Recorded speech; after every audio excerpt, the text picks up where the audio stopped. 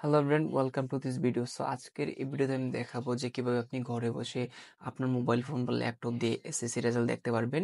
তো 2024 সালে যারা আপনারা এসএসসি রেজাল্ট দেখতে চান, তো আপনারা এই ভিডিও ফলো করলে কিন্তু আপনি অটোমেটিক্যালি আপনার রেজাল্ট ঘরে বসে দেখতে পারবেন। তো আমি যেভাবে স্টেপ বাই স্টেপ দেখাবো, আপনারা কিন্তু সেই স্টেপ বাই স্টেপ ফলো করবেন। তো আপনি আপনার কাছে থাকা মোবাইল ফোন, ল্যাপটপ বা ওইটা যেটাই থাকুক না কেন, আপনি ডিরেক্ট গুগলে চলে যাবেন এবং সার্চ করবেন এডুকেশন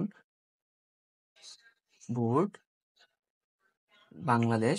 তো আপনারা দেখতে পাচ্ছেন যে এডুকেশন বোর্ড বাংলাদেশ লেখার পর কিন্তু এরকম একটা উইন্ডো আসতেছে, যেখানে লেখা আছে কি এডুকেশন বোর্ড বাংলাদেশ।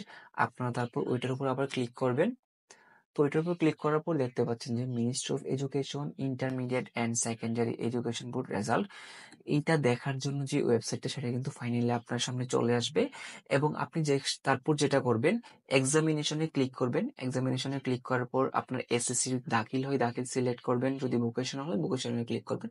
তো মনে করেন আপনার এসএসসি দাখিলে ক্লিক করলাম। তারপর হচ্ছে আপনি এখানে এয়ার দিবেন। যেহেতু আপনার এসএসসি আর 24, তো আপনি 24-এ ক্লিক করবেন। তারপরে হচ্ছে আপনার রোল নাম্বার দিবেন।